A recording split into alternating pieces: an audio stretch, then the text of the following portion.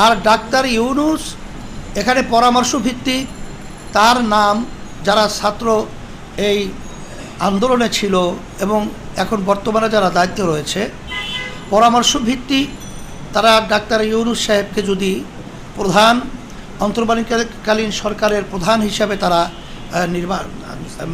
দায়িত্ব দিয়ে থাকে, তার মাধ্যমে কি হয় বা না হয় সে তো রাজনৈতিক ব্যানারে কখনোই সে কাজ করে নাই। যেহেতু সে কাজ করে নাই বিধায় আসলে আমরা এখনই তার ব্যাপারে কোনো মন্তব্য পরিষ্কার করার মতো এখন পর্যন্ত আমরা পারছি না। এটা আমরা দেখব যে আসলে আমরা যে সরকার আসবে এখন তো আমরা তাদের ব্যাপারে জানি না বিধায় এখন তো অসমর্থনের কথা এখানে আসার সুযোগ নেই। যদি দুর্নীতিবাজ হয় এবং তারা যদি দেশের অকল্যাণের কাজ তারা করে থাকে, অনিয়ম করে থাকে, হত্যাযজ্ঞ সহ মানুষের অশান্তি তৈরি করে থাকে, সেটা আলোচনার ভিত্তিতে সেটা দেখা যাবে যে আসলে আওয়ামী লীগ বলেন বা বিএনপি বলেন বা অন্য আদার্স কোনো দল বলেন তারা আসলে নির্বাচনে আসার আসলে উপযুক্ত কিনা। আমরা কিন্তু এখানে সাধারণভাবে কারা নির্বাচনে আসবে, কারা নির্বাচন করার যৌক্তিক দাবি রাখে এবং কাদের মাধ্যমে দেশ পরিচালনা হওয়া উচিত সেটা কিন্তু আমরা কথা বলেছি আমাদের আজকে বক্তব্যের মাধ্যমে। এখানে আমি একটা কথা বলতে চাই, দেখেন এই দুর্নীতি, দুঃশাসন, হত্যার বিরুদ্ধে আমাদের আন্দোলন ছিল, কিন্তু এই 2-3 দিনের মধ্যে আমরা কি দেখেছি? 2-1 দিনের মধ্যে আবারও সেই দখলদারি, না দরকার না, আবারও সেই দখলদারি, আবারও সেই চাঁদাবাজি, এগুলো শুরু হয়ে গেছে। আমরা চাই না এদেশের দখলদারির কোনো দেশ, আমরা চাই না চাঁদাবাজির কোনো দেশ, চাই না। আমরা চাই মানুষ শান্তিতে থাকবে, প্রত্যেকটা মানুষ অধিকার ফিরে পাবে, এইটি আমাদের মহা দাবি। সেটা বিএনপি হোক, যে পার্টি হোক না কেন, যারা বর্তমানে আবার সুযোগ পেয়ে হত্যাযজ্ঞ চালাইতেছে, ধ্বংস করতেছে, দখলদারি করতেছে, চাঁদাবাজি শুরু করছে, এদেশের জনগণকে বলবো তাদের কিন্তু প্রত্যাখ্যান করা হবে। যারা আপনারা দেখবেন, এটা সাংবাদিকরা দেখবেন, এটা খতিয়ে দেখবেন, এটা আমরা বলছি তো এরা কোনো দলের না, এরা চিহ্নিত মহল, এরা সবাই পরিচিত দুষ্কৃতিকারী, চিহ্নিত মহল পরিষ্কার। আমাদের কাছে বার্তা তো পরিষ্কার দেখছেন, আমরা তো এখন সরকার পরিচালনা বা দেশ পরিচালনা করছি না। আমরা নিয়ম অনুযায়ী দেশের অরাজকতা কোনো দিক থেকে না হয়, মানুষের কষ্ট না হয়, এই জন্য আমাদের দায়িত্ববোধ থেকে আমরা আমাদের ছাত্র, আমাদের ইসলামী আন্দোলন সহ সমস্ত সহযোগী সংগঠন এবং সর্ব শ্রেণীর, বিশেষ করে অনেক ছাত্ররা অন্যান্য সংগঠনের আছে, তারাও কিন্তু এখন রাস্তাসহ বিভিন্ন জায়গায় মানুষের শান্তি বজায় রাখার লক্ষ্যে তারা কাজ করছে। এখন আশা করি অল্প সময়ের ব্যবধানে এই অবস্থাটা কেটে উঠবে। এই জন্য পদক্ষেপ সেনাপ্রধান সহ, প্রেসিডেন্ট সহ এবং যারা নাকি রাজপথে আন্দোলন করেছিল সবাই আমরা সজাগ সোচ্চার এ ব্যাপারে আছি। এটা আমরা লক্ষ্য করছি।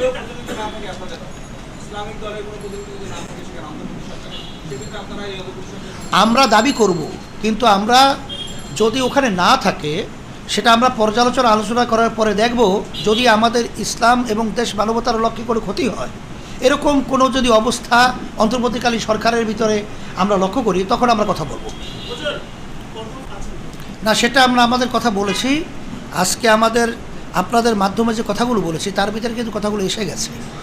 তারপরেও আমরা আমাদের রূপরেখা, সেটা পিয়ার যে পদ্ধতিটা আমরা বলেছি, পিয়ার পদ্ধতিটা আসলে সব এই ঝামেলার মূলত সমাধানের একটা সুন্দর পদ্ধতি। এটা আমরা বারবার বলে আসছি, এখনও বলছি, এবং আমাদের প্রস্তাব তো ধারাবাহিকতায় থাকবে। এটা আমরা যেহেতু রাজনৈতিক সচেতন, এই দেশের কল্যাণের জন্য কাজ করছি, সেই হিসাবে যখনই যে সুবিধা অসুবিধা আসবে এটা আমরা লক্ষ্য রেখেই আমরা আমাদের নিয়ম অনুযায়ী আমরা কথা বলবো। আমাদের কাছে চাইলে আমরা অবশ্যই করব না, সেটা আমাদের দায়িত্ব থেকে আমরা বলছি যে এখানে অন্তর্বর্তীকালীন সরকারের রূপরেখাটা কেমন হবে এবং কি কি থাকা দরকার, এটা তো ইঙ্গিত এর ভিতরে আমরা এই কথার ভিতরে নিয়ে আসছি। নামের ব্যাপারে তো পরিষ্কার বলা লাগে না। সমন্বয়কদের সাথে কথা হয়েছে, তাদের সাথে কথা হয়েছে। আমরা কিন্তু বঙ্গভবনে প্রেসিডেন্টের ওখানে আমাদের কথা বলে আসছি। এখানে আমরা একটা কথা বলছি, যারা নাকি দুর্নীতিবাজ, যারা নাকি অশান্তি এবং হত্যাযজ্ঞের সাথে জড়িত, এই ধরনের রাজনীতি করারই তাদের অধিকার নাই, সে আওয়ামী লীগই হোক বা অন্য কোনো দলেরই হোক। এটা আমরা নৈতিক কথা কিন্তু আজকে আপনাদের মাধ্যমে আমরা এই কথাটা কিন্তু জাতির সামনে সর্বত্র আমাদের অবস্থানটা পরিষ্কার করেছি। এখানে আওয়ামী লীগ বর্তমানে যে তাদের কার্যক্রমগুলো এবং এই 16 বছরের তাদের কার্যক্রমগুলো দেশ বিদেশে সর্বত্র আন্তর্জাতিকভাবে তাদের ব্যাপারে কি কথাগুলো এসেছে এটা আপনাদের সামনে পরিষ্কার। যদি দুর্নীতিবাজ হয় এবং তারা যদি দেশের অকল্যাণের কাজ তারা করে থাকে, অনিয়ম করে থাকে, হত্যাযজ্ঞ সহ মানুষের অশান্তি তৈরি করে থাকে, সেটা আলোচনার ভিত্তিতে সেটা দেখা যাবে যে আসলে আওয়ামী লীগ বলেন বা বিএনপি বলেন বা অন্য আদার্স কোনো দল বলেন তারা আসলে নির্বাচনে আসার আসলে উপযুক্ত কিনা। আমরা কিন্তু এখানে সাধারণভাবে কারা নির্বাচনে আসবে, কারা নির্বাচন করার যৌক্তিক দাবি রাখে এবং কাদের মাধ্যমে দেশ পরিচালনা হওয়া উচিত সেটা কিন্তু আমরা কথা বলেছি আমাদের আজকে বক্তব্যের মাধ্যমে। রাষ্ট্রের অন্তর্বর্তীকালীন সময়ের প্রধান উপদেষ্টা হচ্ছে, সেই সময় তার ব্যক্তির ভাবনা, রাষ্ট্রের উপর ভাবনা, সেটিকে ইসলামী আন্দোলন এটা আমরা পরিষ্কারভাবে বলেছি যে তার ব্যাপারে রাজনৈতিক মাঠে কার্যক্রম এখনো আমাদের কাছে স্বচ্ছ না। সে দায়িত্ব পালন করার পরেই যদি কোনো দেশের ক্ষতিকারক বা রাজনৈতিক যাই বলে যদি সে অযোগ্য হয় বা সুবিধা অসুবিধা আমরা এটা লক্ষ্য করার পরেই আমরা তাদের ব্যাপারে কথা বলবো। আমরা আগে থেকেই নির্বাচনের ব্যাপারে এবং রাজনৈতিক বিএনপি সহ সব দলগুলোই আসলে নির্বাচনের ব্যাপারে আগে থেকেই আমরা প্রস্তুতি গ্রহণ করে আসলে ছিলাম, এখনও আছি। 6 মাসের মধ্যেই আমরা আলহামদুলিল্লাহ আশা করি সুন্দরভাবে আমরা নির্বাচনে অংশগ্রহণ করতে পারবো। এই মন মানসিকতার আলোকেই তো আজকে আমরা 6 মাসের কথাই বলেছি। এটা তো এখন বলা যায় না। বিএনপি তো অলরেডি 3 মাসের কথা বলছে। আমরা তো 6 মাসে আমরা প্রস্তুতি আছে বিধাই তো আমরা বলছি। এবং অন্য অন্য সমমনা ছোট দলগুলোর ব্যাপারটা তো এখন পর্যন্ত আমাদের জানা নাই, তবে আশা তো করি 6 মাসের বেশি কারো লাগার কথা না। আমরা নির্বাচন কমিশন সহ যে কথাগুলো এখানে বলছি 6 মাসের ভিতরে এগুলো সব সম্ভব বিধায়ে আমরা এই কথাটাই বলছি। এটা 6 মাসের ভিতরে পারবে না এরকম কোনো যৌক্তিক আপনাদের কাছে যদি কোনো কথা থাকে সেটা আমাদের কাছে বলতে পারেন। আমরা পারবো বলবো বিধায় যে এবং পারা সম্ভব বিধায় এর জন্যই আমরা 6 মাসের কথা বলেছি। আমরা ইসলামী সমমনা দলগুলোর ব্যাপারে আগেই আমরা বলেছিলাম যে আমরা চেষ্টা করব একত্রিত হয়ে ইসলামের পক্ষে বাক্স দেওয়া নির্বাচনে। আর অবস্থার পরিপ্রেক্ষিতে এটা আমরা তখনই সিদ্ধান্ত এবং তখনই পরিষ্কার বলতে পারবো যে আসলে আমরা কোন পদ্ধতিতে নির্বাচনে অংশগ্রহণ করলে ইসলাম দেশ মানবতার কল্যাণ হয় সেটা আমরা তখন লক্ষ্য করবো ইনশাআল্লাহ। শোনেন, আমরা প্রথম দিনই যখন নাকি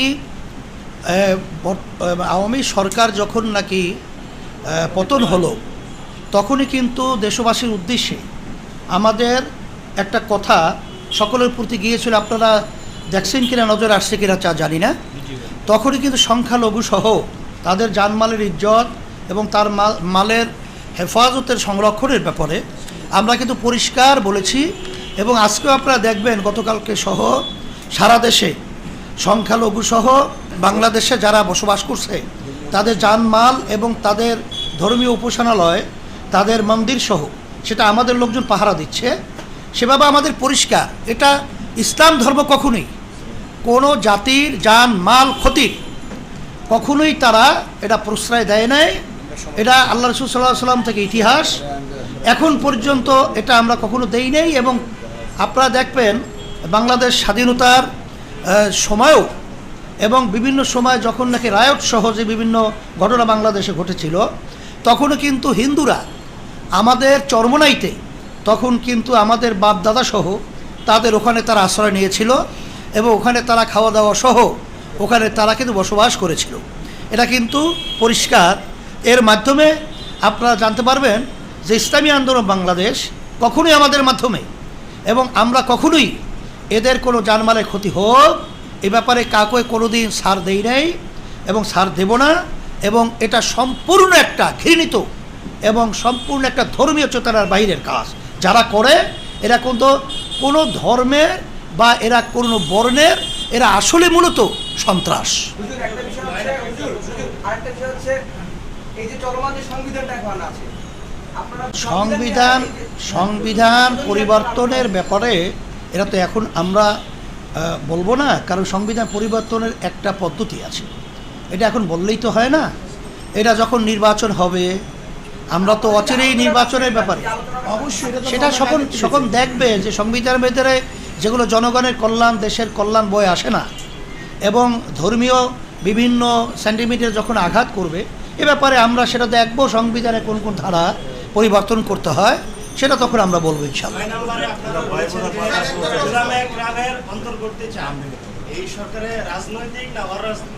বাংলাদেশের ভিতরে শতকরা 92 জনে তো মুসলমান বসবাস করে।